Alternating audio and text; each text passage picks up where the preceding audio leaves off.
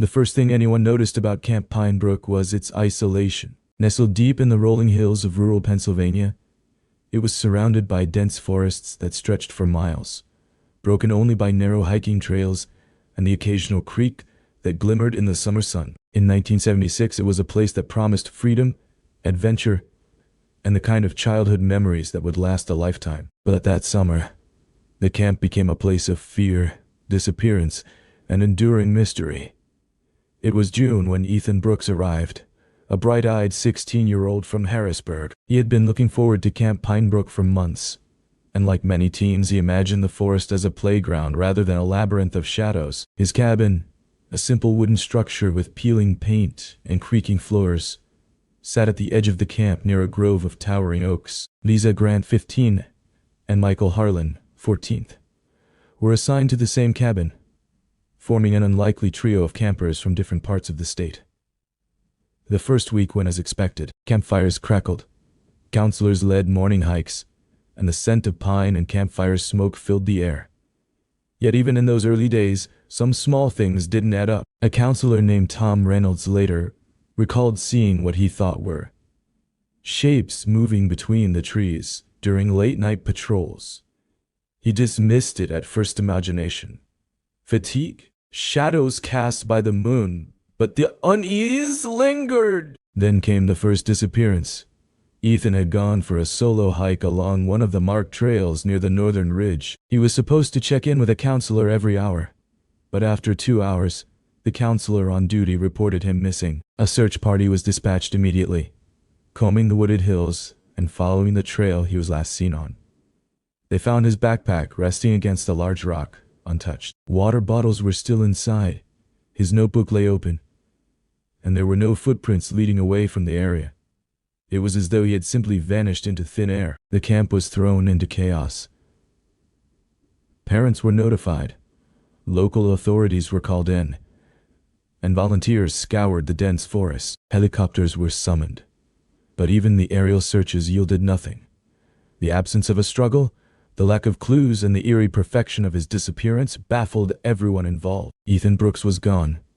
Despite the panic, life at Camp Pine Brook attempted to continue. Counselors tried to maintain routines, but whispers of fear spread quickly among the campers. Lisa and Michael, now fully aware of the risks hidden in the woods, became unusually cautious. Even during group hikes, their eyes darted to the shadows, and their laughter carried a tension that counselors couldn't entirely mask.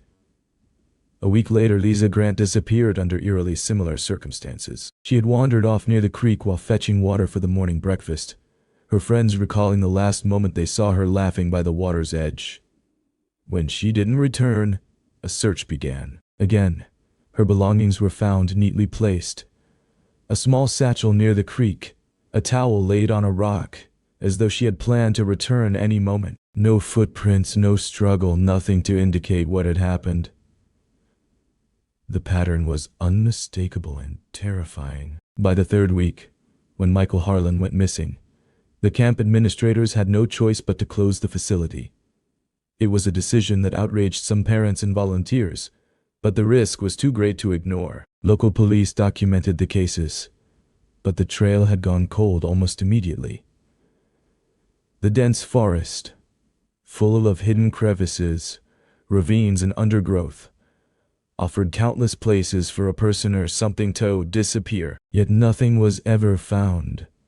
Over the years, multiple theories emerged. Some suggested that the teenagers had wandered off and succumbed to accidents or animal attacks, though investigators noted that no traces of such events were ever found. Others whispered of criminal activity, someone with a knowledge of the forest who could lure teenagers away without leaving a trace. There was no evidence of strangers entering the camp, but the lack of explanation only made the theory plausible. Even after the camp was abandoned, the site seemed alive with its own haunting energy. Hikers and explorers who dared to enter the camp decades later reported hearing children laughing in the distance, even when no one else was around. Some claimed they heard faint cries echoing through the dilapidated cabins, bouncing off walls that had long since begun to rot. One hiker found an old notebook wedged under the floorboards of cabin 3. The ink faded, but legible. It contained sketches of trails, campfires, and notes about watchers in the woods. Residents of the nearby town of Pinebrook had their own stories. Locals remembered the summer of 1976 vividly, describing how the forest seemed quieter than usual, how animals behaved strangely, and how search teams occasionally reported seeing figures moving among the trees at night. Many believed the forest itself held secrets too large for outsiders to understand. Others thought the land was cursed, or perhaps unlucky, its dense canopy hiding tragedies year after year. The mystery of Camp Pinebrook became a case study for investigators in the region. While officially listed as missing persons, the teenagers' disappearances had anomalies that made law enforcement uneasy. No evidence of criminal intent was ever discovered, yet the precision and eeriness of the vanishings suggested more than mere accidents. The absence of physical evidence, footprints, broken branches, blood, or struggle was one of the most confounding aspects of the case. Interviews with the original counselors revealed a consistent theme: unease. Even those who had seen nothing were convinced something was wrong. Many described hearing whispers in the wind at night, fleeting shadows, and a feeling of being watched. Tom Reynolds, now in his 60s, reflected years later, it wasn't just the disappearances, it was the way the forest responded. Like it knew what it was hiding, and it was keeping the secret. You couldn't shake it off once you felt it. The abandoned cabins themselves became a symbol of the unresolved mystery. Visitors report stepping inside to find furniture still arranged as if the campers were about to return, toys scattered on the floor, and remnants of meals left untouched. Some claimed to hear footsteps upstairs, only to find the rooms empty when they checked. Others found doors mysteriously open or closed, despite no wind strong enough to move them. Even decades later, the legacy of Camp Pinebrook continues to draw attention from amateur sleuths, journalists, and paranormal enthusiasts. While skeptics chalk the reports up to imagination, fear, and the natural acoustics of an old, hollowed-out camp, the consistency of eyewitness accounts over decades cannot be ignored. There is something undeniably unsettling about the place, something that lingers long after the campers disappeared. This was only the beginning of the story. The forest, the cabins, and the riverbank held secrets that no investigator could fully uncover. And while the three teenagers of 1976 were gone, their story left an indelible mark on Pinebrook, Pennsylvania, chilling reminder that sometimes even the most ordinary places can conceal extraordinary mysteries. As night falls over the abandoned camp, the wind rustles through broken windows, carrying with it echoes of laughter, whispers, and footsteps that may never be explained. The question remains, what truly happened at Camp Pinebrook, and will anyone ever find the answers that the forest seems so determined to keep? The morning after Michael Harlan vanished, the authorities faced a reality that sent a chill through the entire town of Pinebrook. Three teenagers, Seth and Lisa, and Michael had disappeared over the course of 3 weeks from the same summer camp, leaving nothing behind but scattered belongings and haunting questions. The campgrounds had been sealed off, but the woods themselves remained dark and sprawling, indifferent to human curiosity. Detective Samuel Keaton, a seasoned investigator from the Pennsylvania State Police, was assigned to lead the official inquiry. Keaton had decades of experience with missing person cases, but even he admitted that the disappearances at Camp Pinebrook were unlike anything he had encountered. It was as if the forest swallowed them whole, he said later in interviews. There was no struggle, no evidence, no reason that anyone should just vanish. And yet, they did. The initial investigation focused on the physical evidence left at the campsites and trails. Search teams combed every inch of the surrounding forest, scrutinizing the areas where the campers were last seen. Ethan's backpack had been found against a rock, Lisa's satchel by the creek, and Michael's sneakers were discovered near a shallow ravine. Each item was undisturbed, carefully positioned, almost ritualistically. Investigators noted that no animal activity seemed to have disturbed the belongings, and footprints, when present, were minimal and often abruptly ended, as though the person had simply disappeared. Detective Keaton interviewed the remaining counselors extensively. Each recounted strange experiences from that summer. Shadows moving just beyond the tree line, fleeting glimpses of figures between the trees, and the unsettling feeling of being watched. One counselor, Margaret Maggie Larkin, described an incident where she heard the unmistakable laughter of children echoing from the cabins long after lights out. "I went to check on the campers, thinking maybe one had sneaked out," she said. "But the cabins were empty. I didn't see anyone." The laughter had just stopped suddenly, like someone switched off a tape. "It was the eeriest sound I've ever heard." Local residents added their own observations. Mr. Harold Jennings, a farmer who lived near the camp, remembered seeing groups of teenagers playing near the edge of the woods, but he also noted unusual behavior among the wildlife. "Deer and foxes stayed far from the camp," he said. "Birds didn't sing around there for weeks. Even the wind felt different." These anecdotes, though anecdotal, painted a picture of an environment that seemed to harbor something unexplainable, a place where the normal rules of nature felt suspended. The official investigation widened its scope. Keaton's team mapped the terrain in meticulous detail, analyzing elevation, vegetation, and waterways. They examined cabins, trails, and even the old storage sheds. Surprisingly, they discovered that the campers' disappearances aligned with specific locations in the forest, near the creek, the northern ridge, and a grove of old oaks.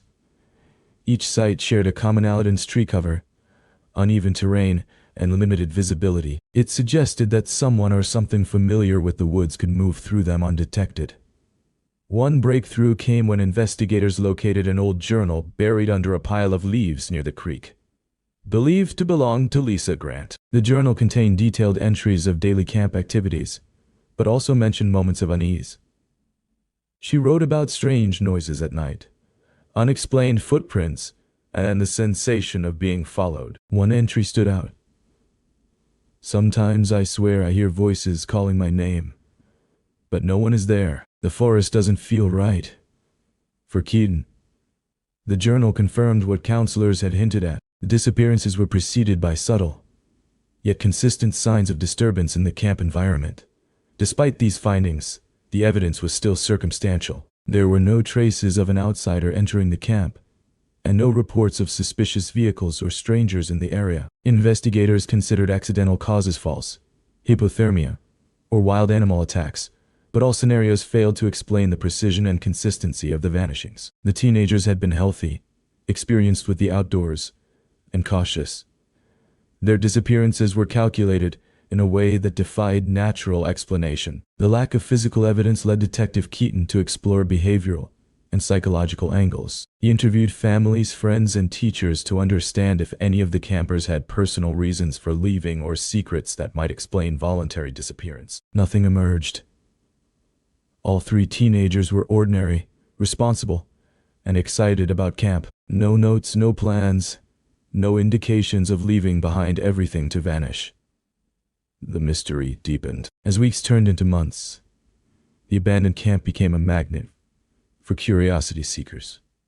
Hikers, urban explorers, and journalists visited the site, often reporting similar phenomena. The faint echo of children laughing, the rustle of leaves that mimicked footsteps, and even brief glimpses of figures moving in the distance. One group of hikers found remnants of camping gear that matched the era of the 1976 disappearances. Torn clothing, half-buried notebooks, and a broken compass were recovered. Yet there was no way to definitively link these items to Ethan, Lisa, or Michael. Investigators speculated about the possibility of an unknown predator or human involvement, but no suspect ever emerged. The terrain itself offered countless hiding places, and the thick forest made any prolonged pursuit nearly impossible. Some considered the idea of a criminal familiar with the camp, someone who could maneuver through the dense woods and lure the teenagers away undetected. Others suggested that the disappearances were entirely accidental, a tragic alignment of misfortune and terrain hazards. Yet none of these theories fully accounted for the eerily organized placement of the campers' belongings, or the consistent reports of strange sounds and shadows. Psychologists consulted on the case noted that the forest environment itself could contribute to heightened fear and misperception. The dense canopy, echoing acoustics, and isolation could create hallucinations or auditory illusions. While this might explain some of the reports from hikers and counselors, it did not account for the precise repeated disappearances. Something or someone had manipulated circumstances in a way that left the forest itself as the only witness. Over the years, the story of Camp Pinebrook became a cautionary tale. It was cited in law enforcement training programs as an example of how environmental familiarity and the lack of witnesses could frustrate investigations. Families of the missing teenagers never stopped searching, organizing volunteer patrols, and distributing flyers. They lobbied the state to keep the camp abandoned, fearing that reopening it could lead to further tragedy. One particularly chilling account came from a man named Joseph Carver, who explored the camp in the early 1990s. He described walking through the old cabins at dusk when he suddenly heard a chorus of voices calling, "Nenusathan! Lisa! Michael!" It was soft at first, like distant laughter, he recalled. Then it grew louder, echoing from every corner of the cabins. I ran. I couldn't stay another minute. No one else was there, but I swear I heard them. Carver's story was corroborated by others who visited the site, lending an eerie consistency to the phenomenon. Detective Keaton, now retired, reflected on the investigation decades later. "We were never able to find them. Not Ethan, not Lisa, not Michael. We found traces, remnants, things left behind, but no answers. It's one of those cases that haunts you because it refuses to be solved. The forest keeps its secrets well, and Camp Pinebrook, it will always hold them." The story of Camp Pinebrook, while grounded in reality, became more than a missing persons case. It evolved into a local legend, a testament to how ordinary places can conceal extraordinary mysteries. The abandoned cabins, the scattered belongings, and the haunting reports of laughter continue to draw attention from investigators, journalists, and curious adventurers alike. And for anyone who dares to step into the forest today, the echoes of 1976 remain, as chilling and unanswered as ever. Years passed, but the mystery of Camp Pinebrook refused to fade. By the early 1980s, the abandoned camp had become a magnet for curiosity seekers, amateur sleuths, and paranormal enthusiasts. Each visitor seemed to encounter the same unsettling phenomena: laughter echoing from empty cabins, footsteps in the overgrown paths, and fleeting glimpses of figures vanishing into the trees. While skeptics dismissed these experiences as imagination or coincidence, local residents and investigators could not ignore the consistency of the reports. In 1982, a team of state investigators returned to the site, armed with modern equipment and a determination to uncover answers that had eluded law enforcement for 6 years. They conducted extensive ground searches, mapping the cabins, trails, and surrounding forest with unprecedented detail. It was during one of these searches that forensic expert Rachel Donovan made a remarkable discovery. Hidden beneath a layer of soil near the northern ridge, she uncovered fragments of what appeared to be a backpack. Though degraded by time, the fabric was consistent with materials used in the 1970s, suggesting it could belong to one of the missing teenagers. Further examination revealed faint traces of mud, leaves, and small scratches consistent with movement through dense underbrush. Yet there was still no sign of the camper who had carried it. Donovan noted in her report that the condition of the fragments suggested someone or something had handled the items deliberately, leaving them in a state meant to be found yet leaving no other trace. This discovery added a new layer of complexity to the investigation. Whoever had interacted with the camper's belongings had a precision and knowledge of the terrain that defied conventional understanding. Meanwhile, local hikers began documenting their own experiences more systematically. One hiker, Timothy Rogers, reported following a faint trail near Cabin 3, only to hear the unmistakable sounds of children playing and calling names. He described the voices as coming from multiple directions, overlapping and echoing through the dense trees. It wasn't like real children, Rogers later recalled. It was like the forest itself was speaking. I kept moving toward the sounds, but they kept shifting, just out of reach. His account, along with dozens of similar reports, reinforced the idea that the site was not only physically treacherous but psychologically disorienting. Detective Samuel Keaton, although retired by this time, remained involved as a consultant. He theorized that the terrain itself played a significant role in the disappearances. The dense woods, uneven ground, and hidden ravines could easily confound even experienced campers. However, he also acknowledged that accidents alone could not explain the precision with which the teenagers vanished, the placement of their belongings, or the consistent phenomena reported by visitors decades later. There was a method to it, Keaton said. Something or someone understood the forest in a way none of us could, and that's what made it so terrifying. In 1985, a new piece of evidence emerged. During a controlled excavation near the old creek, investigators uncovered a small, weathered notebook containing sketches and notes that appeared to correspond with the locations of the disappearances. The handwriting was difficult to decipher, but certain entries suggested awareness of the missing teenagers' movements. Lines such as, "They wander too far," and "No one sees me," implied the presence of an observer within the forest, someone who had monitored the campers closely. While it was impossible to verify the author, the notebook added a chilling possibility. That the disappearances may not have been accidental.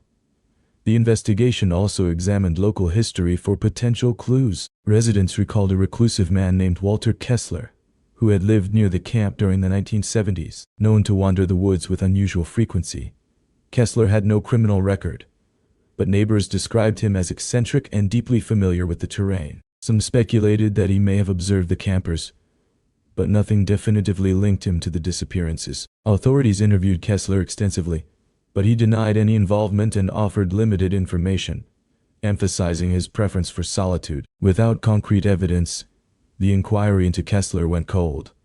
Despite the lack of arrests or clear leads, the phenomenon at Camp Pine Brook continued to capture public attention. Local newspapers ran retrospective articles, interviewing former campers, counselors, and residents who had lived through the summer of 1970.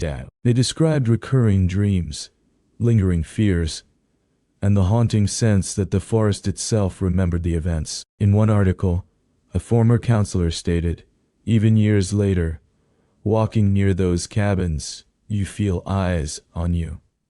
Not people's eyes, something older, deeper, almost alive." Such accounts blurred the line between tangible investigation and psychological impact, but they contributed to the persistent aura of mystery. By the late 1980s, the campsite had become overgrown and dangerous, with collapsing cabins, hidden creeks, and thick underbrush. Amateur explorers often ventured in, documenting their experiences on film and in writing. Many reported hearing footsteps, seeing shadows, or finding objects that seemed deliberately left behind: pieces of clothing, notebooks, or remnants of camping gear. While authorities dismissed some of these accounts as hoaxes, the consistency across multiple decades suggested a phenomenon beyond mere imagination.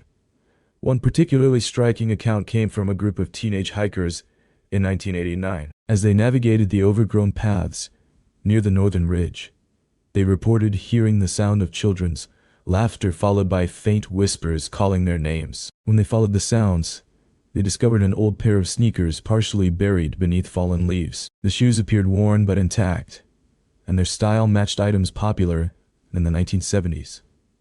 No other items or evidence were found nearby. The hikers fled the scene and reported their experience to local authorities, but by the time investigators arrived, the sneakers were gone. This incident mirrored patterns from the original disappearances, reinforcing the sense that the site itself retained traces of its past. Psychologists consulted on the case noted that prolonged exposure to isolation, dense forests, and ambient natural sounds can create heightened perception and suggestibility. Yet the variety of independent accounts spanning decades, ages, and background challenged the notion that imagination alone could explain experiences. Even skeptics acknowledged that the combination of environmental hazards, historical disappearances, and ongoing reports created a uniquely eerie setting. As the story of Camp Pine Brook persisted, Investigators also began examining other regional cases of missing teenagers during the same period. While no direct connections were established,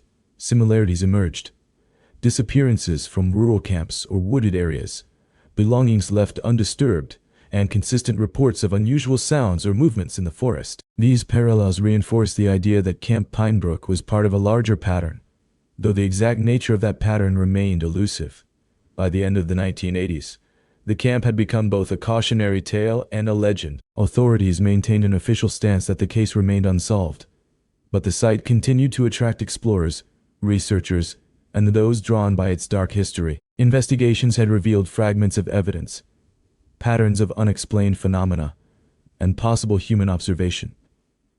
Yet the full story of what happened to Ethan, Lisa, and Michael remained frustratingly out of reach. The forest around Camp Pinebrook seemed to guard its secrets fiercely. Shadows moved where no person could be. Laughter echoed from empty cabins, and traces of the past appeared just long enough to be discovered before vanishing again. For families, former campers, and investigators, the lingering question was the same. What truly happened that summer?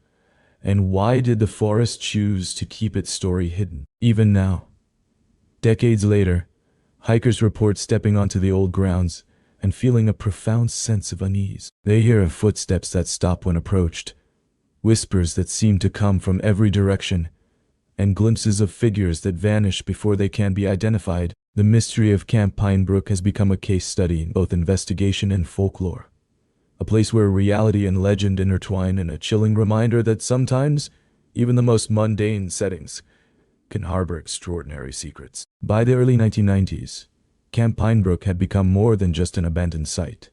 It had transformed into a magnet for mystery enthusiasts, investigators, and curious explorers. Though official law enforcement activity had slowed, reports of unusual experiences persisted. Hikers and visitors described hearing laughter echoing from empty cabins, footsteps on overgrown paths, and fleeting glimpses of figures vanishing into the forest. While some dismissed these as imagination, the sheer consistency of the accounts made it impossible for authorities to ignore.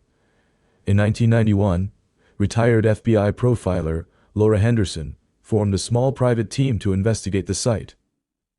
Henderson's approach differed from previous law enforcement methods. Rather than focusing solely on physical evidence, she incorporated behavioral profiling, environmental psychology, and historical research. Her goal was to reconstruct what could have happened to Ethan, Lisa, and Michael during that summer of 1976, as well as understand the ongoing phenomena that visitors continued to report. Henderson spent days walking the trails, sketching maps, and documenting the terrain's challenges. She observed how dense underbrush, uneven slopes, and natural acoustics could disorient anyone entering the forest. The environment is deceptive, she noted in her report. It encourages missteps and amplifies sounds, making it difficult to discern what is real versus perceived. The forest itself seems almost designed to mislead. During a systematic sweep near the northern ridge, the team made a chilling discovery. Beneath a collapsed floorboard of one of the main cabins, they found several items arranged with care. A pair of sneakers, a small notebook with partially legible entries, and a rusted tin containing coins and trinkets. Forensic testing suggested some of the items dated back to the 1970s, likely linked to the missing campers. The arrangement implied deliberate placement, as if someone intended for these items to be discovered, yet ensured the actual campers remained missing. The team also interviewed local residents and previous visitors who had reported unusual experiences. Many described auditory phenomena, children laughing, calling names, or running footsteps, but none could explain the physical evidence that occasionally appeared. Henderson theorized that both human intervention and environmental factors were at play. While the forest could create echoes and distort sounds, it could not account for the deliberate placement of personal items decades later. One of the most compelling accounts came from a group of teenage hikers in 1993. As they traversed the northern ridge, they reported hearing whispers, calling their names, and laughter that seemed to circle around them.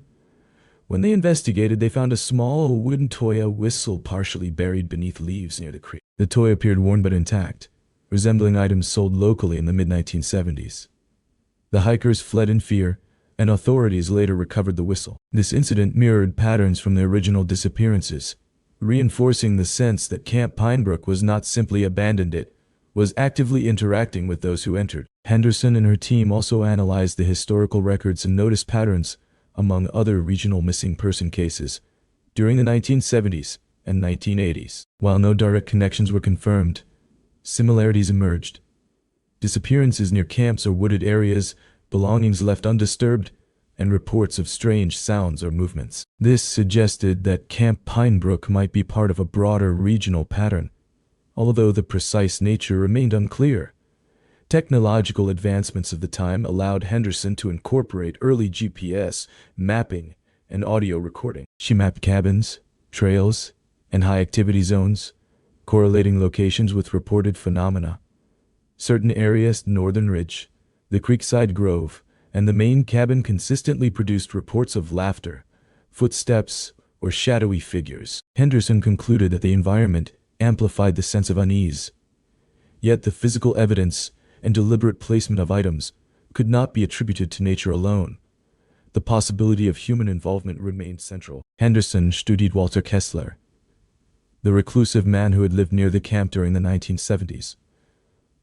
Although he had passed away, neighbors recalled that Kessler knew the forest intimately and often wandered its trails alone. While no evidence directly linked him to the disappearances, Henderson considered that a person with similar knowledge could have orchestrated the removal or concealment of the campers with precision. Psychologists consulted on the case noted that isolation, dense forest, and ambient natural sounds could heighten perception and create a sense of being watched. Yet the repeated appearance of physical objects, shoes, notebooks, toys pointed to deliberate action by someone familiar with the terrain. The combination of environmental influence and human activity created a uniquely complex mystery that blurred the line between natural phenomena and intentional interference. Throughout the 1990s, Camp Pinebrook continued to attract attention.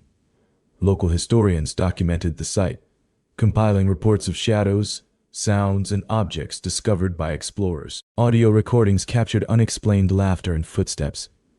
Photographs occasionally revealed fleeting shapes among the trees. Hikers described the persistent feeling of being watched, a sensation that mirrored firsthand accounts from decades earlier. Despite these efforts, the mystery remained unsolved. No living person could account for the original disappearances of Ethan, Lisa, and Michael.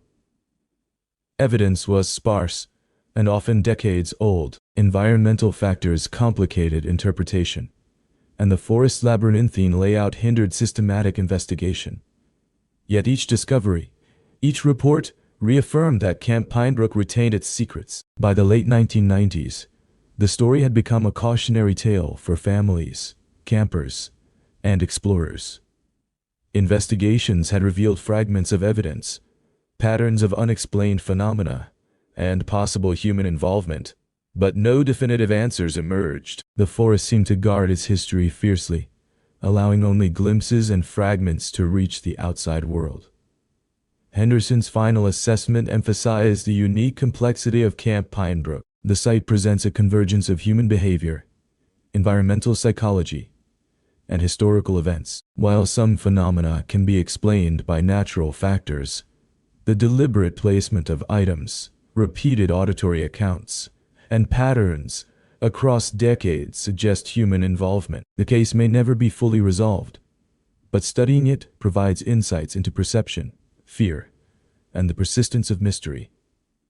Even today, the overgrown cabins, hidden trails, and Northern Ridge stand as a testament to the enduring enigma. Visitors continue to report fleeting shadows, laughter, and objects appearing in unexpected places. Camp Pinebrook remains a place where history, human behavior, and the environment intertwine, a chilling reminder that some mysteries persist beyond the reach of time, leaving those who explore the site with questions that may never be answered. By the early 2000s, Camp Pinebrook had become more legend than location, yet it continued to lure those desperate for answers. Families of the missing campers Ethan, Lisa, and Michael had long since grown older, carrying a quiet sorrow that no passage of time could erase. Local authorities had officially closed the case decades ago, but the whispers of children's laughter, shadowy figures, and the strange appearance of items from the 1970s never truly stopped. For those who ventured close to the northern ridge,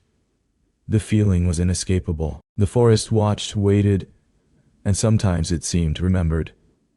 In 2003, a team of independent investigators, led by a young historian named Daniel Mercer, arrived at the camp with modern equipment: digital audio recorders, infrared cameras, and portable scanners for environmental readings. Mercer was deeply drawn to the case, not just for the historical significance, but because of the human stories embedded in it. "These weren't just disappearances," he said, reviewing old reports. "They were lives abruptly taken from a world that was supposed to be safe. Every artifact, every whisper, carries a fragment of their experience." Mercer's team spent weeks on the site, carefully documenting every trail, every decayed cabin, and every echo in the forest. Early on, they recovered several objects: a small leather notebook, a child-sized mitten, and a fragment of a backpack strap. Each item showed signs of age consistent with the 1970s. But it was the placement that was most perplexing. The objects were arranged as if someone had intentionally left them for discovery. Yet the forest was largely inaccessible, overgrown with thorny underbrush, collapsed structures, and uneven terrain. Whoever or whatever had placed them there had done so with knowledge of the forest's labyrinthine pathways. One night, Mercer and his team recorded something extraordinary. Using high-sensitivity audio equipment, they captured the faint sound of children's laughter echoing across the northern ridge. At first, they assumed it was a trick of the wind or nearby wildlife. But when the laughter repeated, structured and rhythmic, they realized it was more than natural sound. One of the investigators, a former park ranger, whispered, "It's like the camp itself is remembering." The recording was later analyzed. The acoustic properties suggested human voices, yet no living person was present in the area at the time. Mercer explored the main cabin with a flashlight, and something unsettling happened. Shadows appeared to move in the corners of his vision so quickly and subtly that when he turned his head, nothing was there. On a wall near the fireplace, faint markings were etched into the wood, patterns resembling children's handwriting.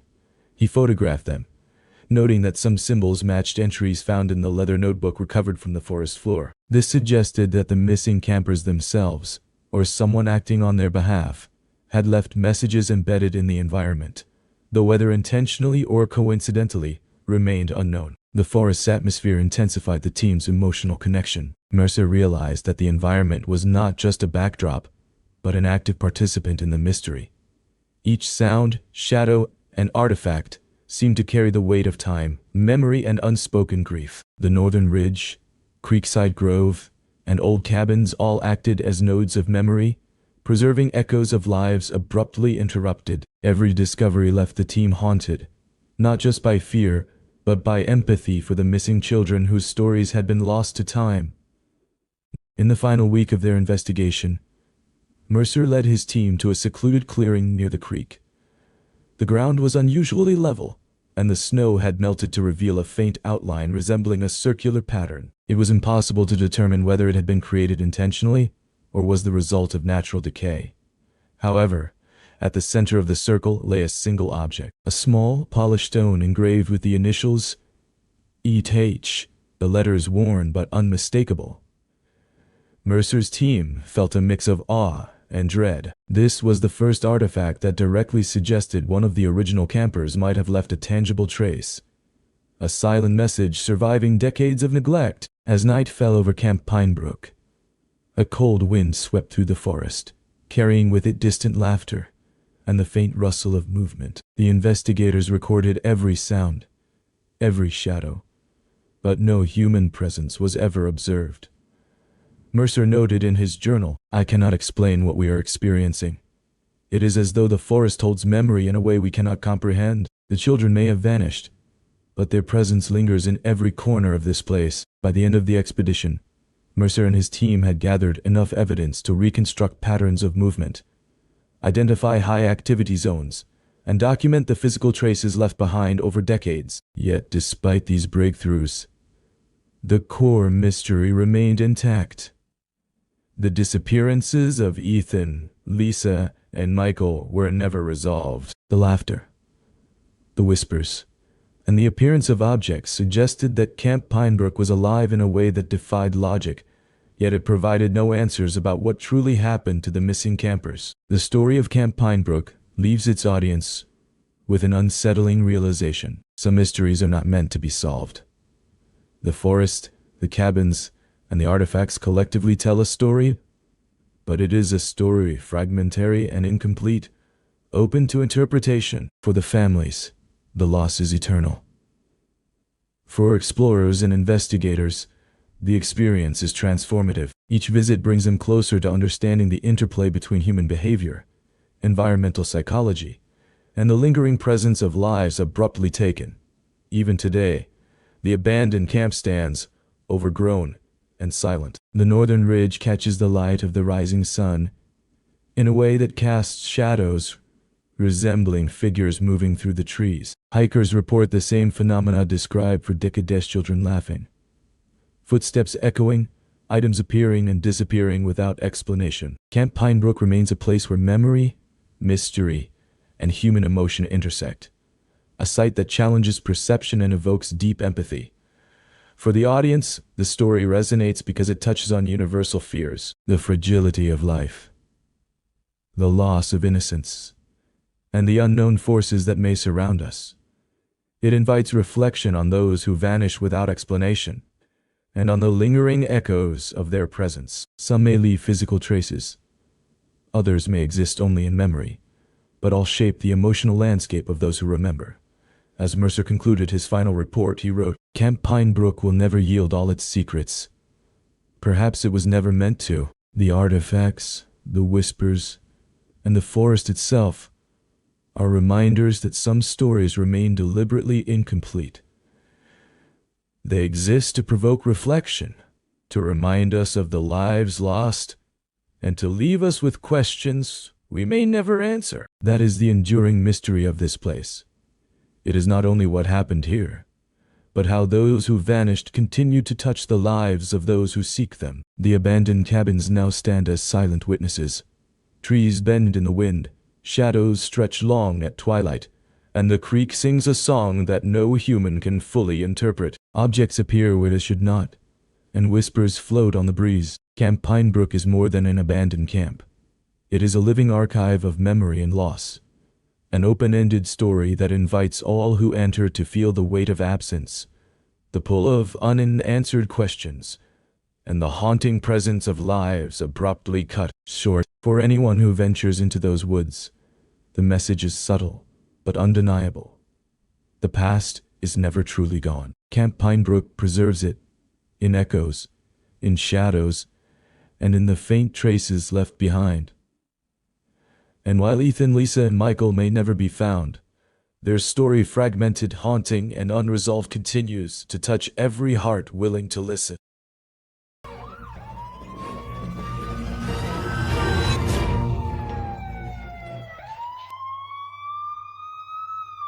Welcome to Horror Hour.